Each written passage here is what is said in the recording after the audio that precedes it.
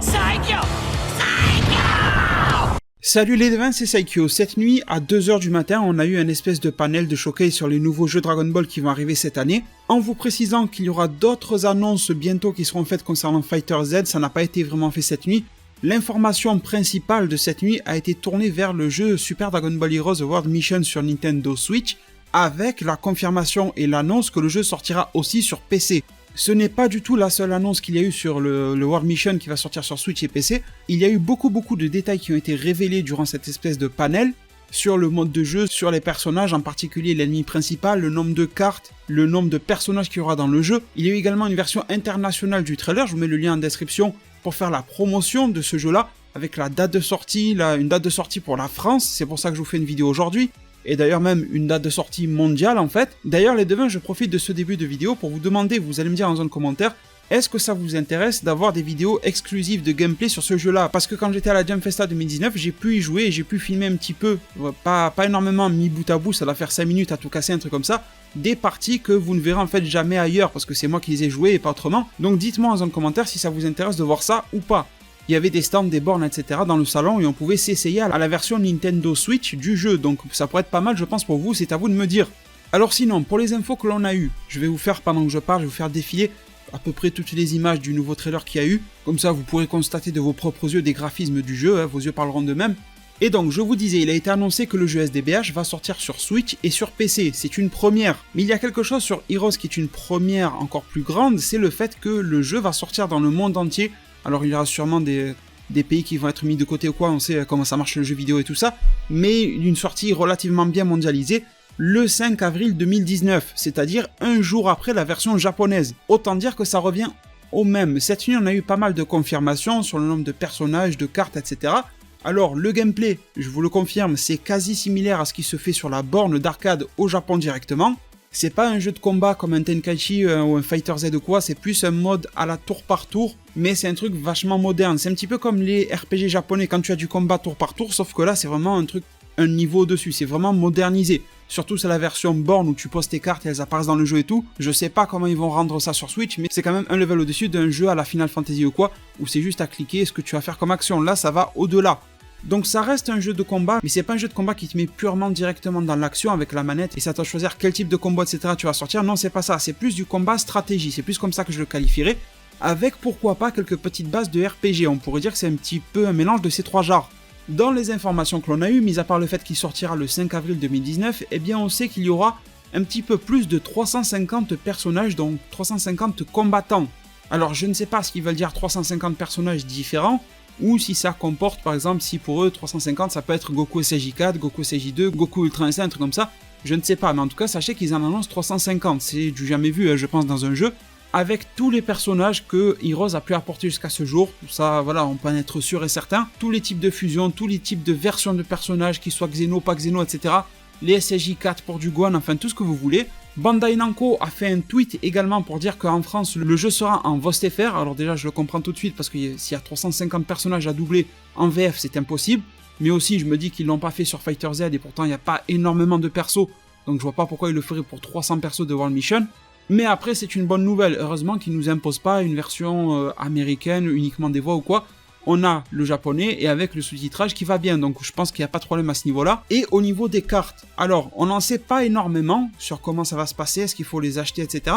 On ne sait pas vraiment, mais le jeu devrait inclure environ 1150 cartes, 1160, bon vous avez compris, plus de 1100 cartes qui seront virtuelles. Donc moi je me faisais une petite idée comme quoi il ferait un lien entre le jeu déjà existant de Heroes, dans lequel tu achètes tes cartes dans la vraie vie, c'est des vraies cartes à collectionner tout ça, et quand tu les poses sur la borne, eh bien ça interagit. Alors je me disais que comme la Switch accepte les amiibo, vous savez c'est les espèces de petites figurines, tu poses sur la Switch et ça fait apparaître des trucs, pourquoi pas qu'ils allaient développer quelque chose pour que la Switch puisse reconnaître les cartes existantes de Heroes.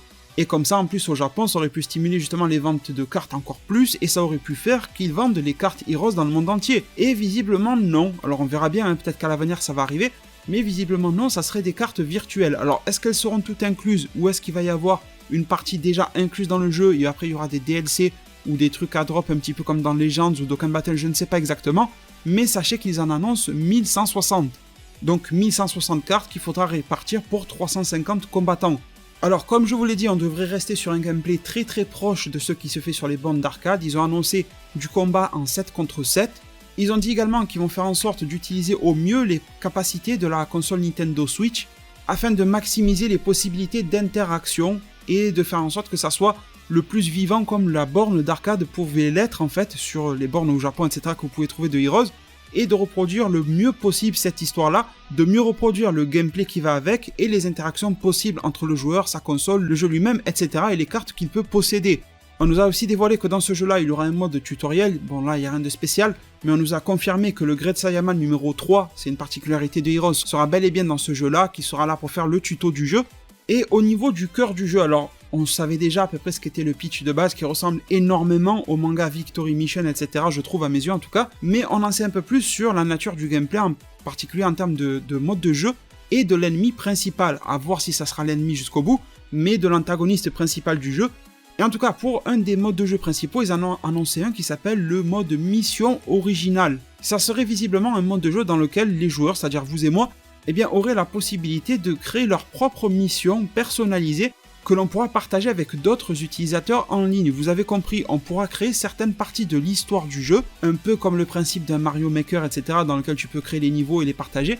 Et bien là, tu pourras créer certaines missions à réaliser du jeu et les partager en ligne. Alors avec des amis ou avec des inconnus, je ne sais pas, mais ça sera partageable en ligne. Ils nous promettent qu'il y aura beaucoup de liberté d'édition dans ce mode de jeu. Je trouve ça vraiment cool parce qu'il y aura déjà un mode histoire intégré, mais on pourra en plus en rajouter nous-mêmes.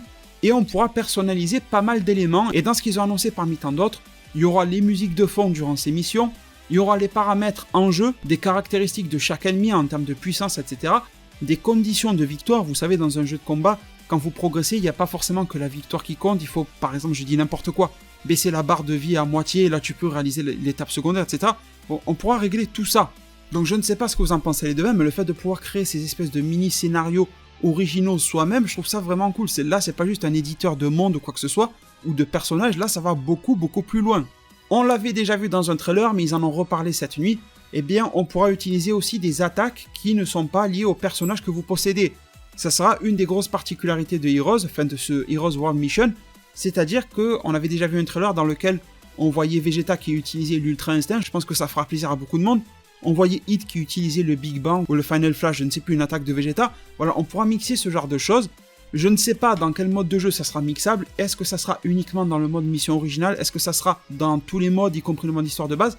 J'espère qu'ils vont pas trop faire n'importe quoi, c'est-à-dire que des trucs comme ça, où on peut faire Vegeta Ultra Instinct et tout, je préférerais que ça reste pour le mode original ou quoi, et que le mode de base, le mode histoire, eh bien, soit quand même dirigé par les développeurs du jeu qui veulent nous mener d'un point A à un point B, qu'on utilise les cartes fournies dans le jeu avec les capacités propres du personnage, et que les trucs qui sont encore plus fous, eh bien, soient réservés pour les modes de jeu qui sont encore plus fous. Je préférerais ça comme ça. Et on nous dit bien sûr que, étant donné que tout cela est connecté, eh bien, le fameux mode mission original, personnalisable, etc., eh bien, il y aura un classement sur Internet en ligne. Tout sera bien sûr connecté, et ils nous font comprendre qu'il y aura une évaluation des missions, et donc, en gros, ça sera un petit peu la course à celui qui va créer la mission la plus populaire, la plus jouée, la plus téléchargée, vous avez compris ce que je veux dire. Les devins, pour conclure ma vidéo, eh bien, je vais vous parler du tout nouveau personnage. On l'avait déjà aperçu, avec ces espèces de tentacules, etc., et qui était vraiment classe. Alors, la première chose que l'on sait, on avait déjà la révélation de son nom. Je sais pas vraiment comment on le prononce, Shiras, Shilas, Silas ou Shirasu, enfin je sais pas. Je vais l'appeler Shiras parce que je sais pas trop. Mais la première chose qui a été dite cette nuit, c'est que tout simplement son chara-design provient de Toyotaro. Et je trouve ça cool, ça redore un petit peu le blason de Toyotaro. Il a créé un personnage original, certes avec des ressemblances, Predator, tout ce qu'on veut, mais il reste néanmoins original. Le trailer nous en dévoile un petit peu plus sur lui, on revoit la scène dans laquelle il se bat et dans laquelle il défonce Trunks, mais visiblement il fait une phrase dans laquelle il dit « Ma justice sera rendue », et d'après le trailer, ce qu'on en comprend, c'est qu'il serait un ancien gars de la patrouille galactique, vous avez vu le logo sur lui, mais le trailer, d'après ce que dit Trunks avec la Kaioshin du temps, c'est qu'il serait le tout premier Time Patroller. Donc bon, ça a l'air d'être un mec qui était pour le bien et qui a mal tourné plus tard, encore une fois, qui va chercher vengeance ou je ne sais quoi, sûrement, vu qu'il a l'air d'en vouloir un petit peu à la Kaioshin du temps. En tout cas, c'est pas mal, parce que si ce mec-là a un double lien avec la patrouille galactique, plus un lien avec la Time Patrol, ben ça fait beaucoup de choses qui peuvent s'entremêler entre elles, et donner également beaucoup de cohérence à ce personnage-là dans l'œuvre Heroes, parce que vous savez que Heroes, on a tendance à dire que c'est un petit peu un bordel, parce qu'il y a toutes les timelines, les univers, les machins. Ben quoi de mieux qu'un personnage qui serait un ennemi, bien sûr, qui serait central à tout ça. Parce que si vous regardez bien Heroes jusqu'à présent, eh bien c'est toujours, enfin pas toujours, mais c'est très souvent par exemple des démons qui viennent du royaume des démons, et qui vont essayer de foutre le bordel au timeline, de s'en emparer, de les faire tourner à l'envers et tout ce qu'on veut. Mais là, si on a un personnage qui était déjà au cœur de cette histoire-là, de timeline, etc., qui a une certaine forme de maîtrise là-dessus, je pense que ça pourrait être beaucoup plus impactant et qu'il y aurait de plus gros enjeux que si c'est simplement un démon qui se ramène et qui veut foutre le bordel partout. Surtout que là, on pourrait avoir un méchant qui aurait vraiment de grosses motivations, contrairement aux démons qui veulent prendre le dessus sur tout. Là, on pourrait avoir encore une fois un personnage un petit peu plus travaillé, qui me fait beaucoup penser dans sa manière de parler, vous voyez, ma justice sera rendue, à un Zamasu, au Gatai Zamasu à l'époque de l'arc Mirai Trunks. Du coup les devins, ça en est tout pour moi pour les informations concernant ce jeu-là aujourd'hui. Je sais que l'anime Super Dragon Ball Heroes n'a pas forcément convaincu tout le monde et je comprends pourquoi, mais dites-moi en tout cas si ce jeu-là, peut-être que la version jeu vous plaira beaucoup plus, je pense que ça sera une expérience beaucoup plus globale que l'anime. Vous savez que l'anime n'est que promotionnel pour le jeu qu'on peut trouver qu'au Japon et c'est compliqué, c'est pas facilement accessible. Mais là, le jeu sera une expérience à part entière et une expérience à part de l'anime, qui aura bien sûr, comme vous l'avez vu dans le trailer, des scènes qui seront animées spécialement pour le jeu, des cinématiques, etc. en animation traditionnelle, et je trouve qu'elles rendent bien. Donc, écoutez, je pense que ce jeu-là part sur de bonnes augures, à vous de me dire en zone commentaire ce que vous en pensez. Est-ce que vous auriez préféré tout simplement, encore une fois, un peu comme chaque année j'ai envie de dire, un nouveau jeu de combat un peu basique à la Fighter Z ou Xenoverse, ou est-ce que vous êtes content d'avoir une expérience nouvelle et qui n'a jamais été proposée en France et en dehors du Japon tout simplement. Bref, il est temps pour moi de vous remercier, de vous demander de passer sur ma page Utip si vous voulez me soutenir gratuitement. Si vous êtes très nombreux à le faire, eh bien ça sera vraiment efficace. Merci à tous, également pour le pouce bleu pour le bon référencement de cette vidéo là. Prenez tous très bien soin de votre futur, et à plus pour de prochains arts divinatoires.